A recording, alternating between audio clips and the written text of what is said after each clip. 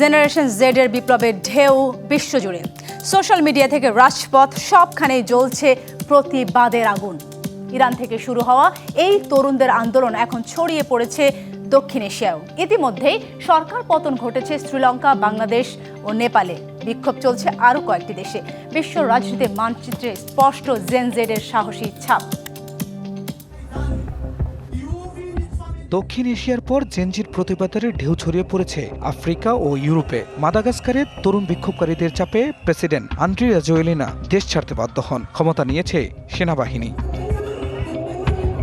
France ও স্পেনে তরুণরা শিক্ষা ব্যবস্থা, বাসস্থান ও জলবায়ু নীতির বিরুদ্ধে রাস্তায় নেমেছে সরকারের জবাবদিহিতা দাবি করে।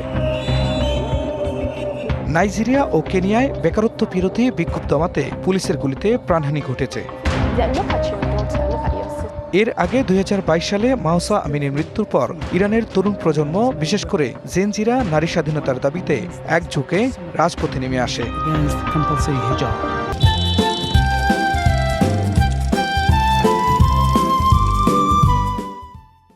২০২২ সালের মধ্যভাগে আন্দোলনের ঢেউ এসে লাগে দক্ষিণ এশিয়ায়। শ্রীলঙ্কা, বাংলাদেশ ও নেপালে তরুণদের নেতৃত্বে দুর্নীতি ও অর্থনৈতিক সংকট বিরোধী বিক্ষোভ ব্যাপক আকার নেয়। বিশ্লেষকদের মতে এটি কেবল রাজনৈতিক নয়, এটি প্রজন্মগত বিদ্রোহ, যেখানে তরুণরা চাইছে স্বচ্ছতা, পরিবেশ সচেতনতা ও ন্যায়ভিত্তিক শাসন।